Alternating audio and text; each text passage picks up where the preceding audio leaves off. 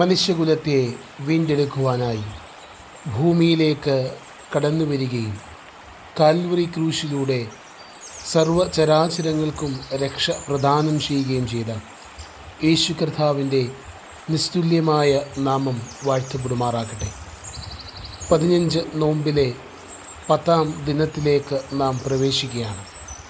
ഇന്ന് നാം ഒരുമിച്ച് ധ്യാനിക്കുവാനായി തിരഞ്ഞെടുത്തിരിക്കുന്ന വിഷയം ധ്യാനാത്മകമായ ജീവിതം എന്നുള്ളതാണ്.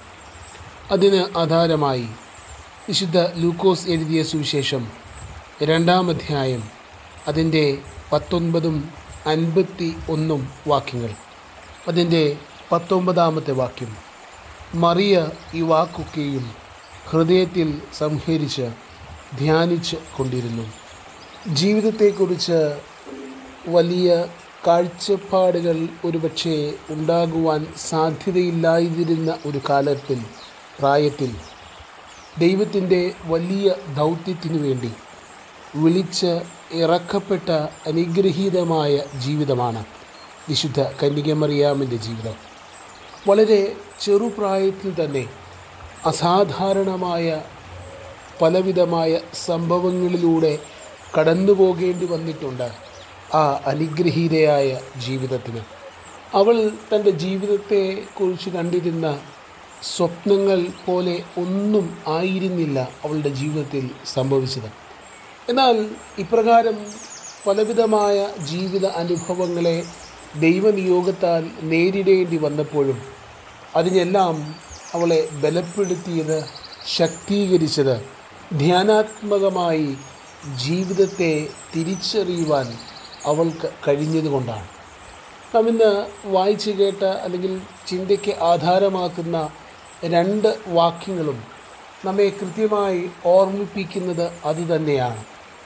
അസാധാരണമായ പല സംഭവങ്ങൾ ജീവിതത്തിൽ ഉണ്ടാകുമ്പോഴും മാലാഖ തൻ്റെ അടുത്ത് വന്ന് യേശുക്കുഞ്ഞിന് അമ്മയാകണം എന്ന് തന്നോട് ആവശ്യപ്പെടുമ്പോഴും ആ ദൗത്യം അത് ഏറ്റെടുത്ത് ജീവിതത്തിൻ്റെ അല്ലെങ്കിൽ എങ്ങനെ ഇത് എന്ന് ചിന്തിക്കുന്നിടങ്ങളിൽ യോസഫ് തന്നെ ചേർത്ത് പിടിക്കുമ്പോഴും തൻ്റെ ഭർത്താവായ യോസഫിനോട് ചേർന്ന് അദ്ദേഹത്തിൻ്റെ നാടായ ബേത്ലഹേമിലേക്ക് ആ കഠിനമായ യാത്ര ചെയ്യുമ്പോഴും പൂർണ്ണ ഗർഭിണിയായി തൻ്റെ മകനെ പ്രസവിക്കുവാൻ ഒരു ഇടം ലഭിക്കാതെ ഒരു രാത്രിയിൽ പല വാതിൽ മുട്ടി അലയുമ്പോഴും ഒടുക്കം സ്ഥലമില്ലാതെ ബേത്ലഹേം പട്ടണത്തിലെ തിരുക്കോണിൽ എവിടെയോ തൻ്റെ മകനെ ജന്മം നൽകുമ്പോഴും അവനെ പൊതിഞ്ഞു കിടത്തുവാൻ ഒരു ശീലയില്ലാതെ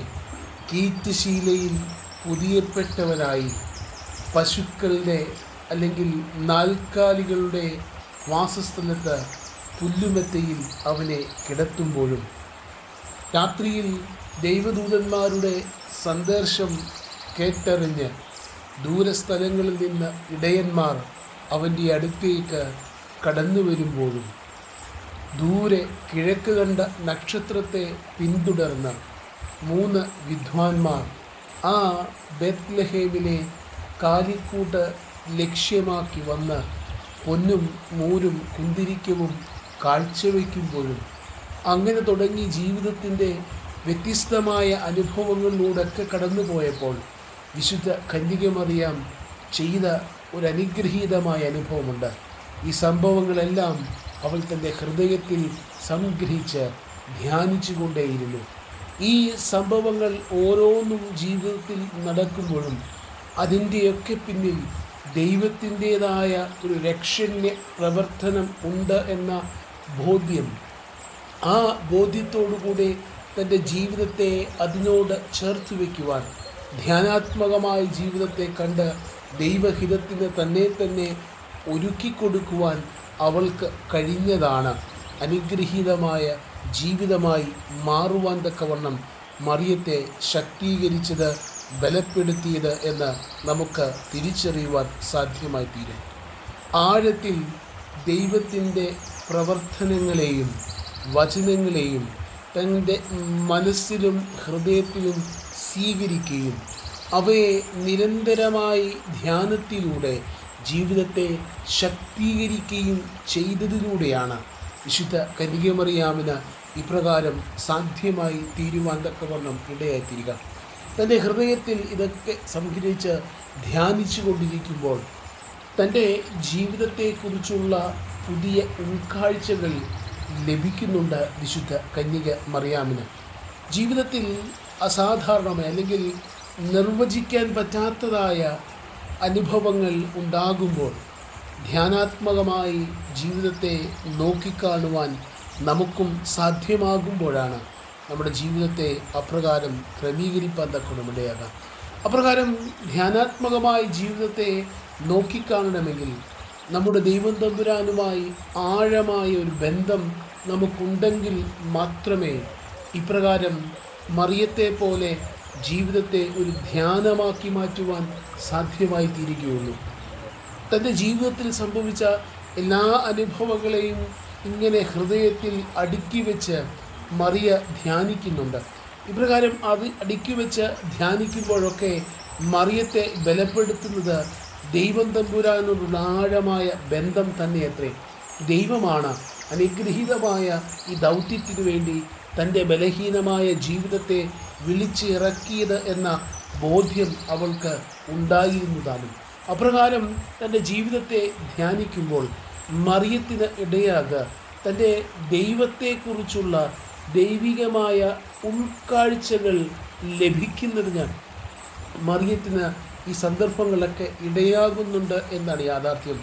ദൈവം തന്നെക്കുറിച്ച് എന്താഗ്രഹിക്കുന്നുവോ അല്ലെങ്കിൽ തുടർന്നങ്ങോട്ട് ദൈവം ഈ ലോകത്തെ വീണ്ടെടുക്കുവാനായി തൻ്റെ മകനെ അല്ലെങ്കിൽ താൻ തന്നെ ലോകത്തിൽ കടന്നു വരികയും തുടർന്നുള്ള എല്ലാ ജീവിത അനുഭവങ്ങളിലും അല്ലെങ്കിൽ ഈ ലോകത്തെ വീണ്ടെടുക്കാനുള്ള രക്ഷണ്യ പദ്ധതിയെക്കുറിച്ചുള്ള വലിയ ഉൾക്കാഴ്ച ഈ ധ്യാനാത്മകമായ അനുഭവങ്ങളിലൂടെ മറിയത്തിന് ലഭ്യമാകുന്നുണ്ട് എന്നാണ് യാഥാർത്ഥ്യം. അതിലൊക്കെ ഉപരിയായി ജീവിതത്തിൽ ധ്യാനാത്മകമായി ദൈവസ്ഥലിലേക്ക് താണിരുമ്പോൾ മറിയ അനുഭവിക്കുന്ന ഒരു വലിയ ദൈവിക സമാധാനമുണ്ട്. മറ്റെല്ലാ പ്രതിസന്ധികളുടെ മധ്യത്തിലും കാറ്റും കോളും ആഞ്ഞടിക്കുമ്പോഴും ഒരു തരത്തിൽ മുൻപോട്ട് പോകുവാൻ സാധിക്കത്തില്ല എന്ന് ഉറപ്പിക്കുമ്പോഴും സമാധാനമായി നിലനിൽപ്പാൻ തക്കവണ്ണം മറിയത്തിന് പര്യാപ്തമായി തീർന്നത് ഈ ദൈവിക സമാധാനത്തിൻ്റെ അനുഭവം അത്രേ. പ്രിയ ദൈവജനമേ, നാം ഇന്ന് ജീവിക്കുന്ന ഈ ലോകത്തിൽ പലപ്പോഴെങ്കിലുമൊക്കെ അസാധാരണമായ ചില അനുഭവങ്ങളെ നമുക്ക് നേരിടേണ്ടതായി വരാറുണ്ട്.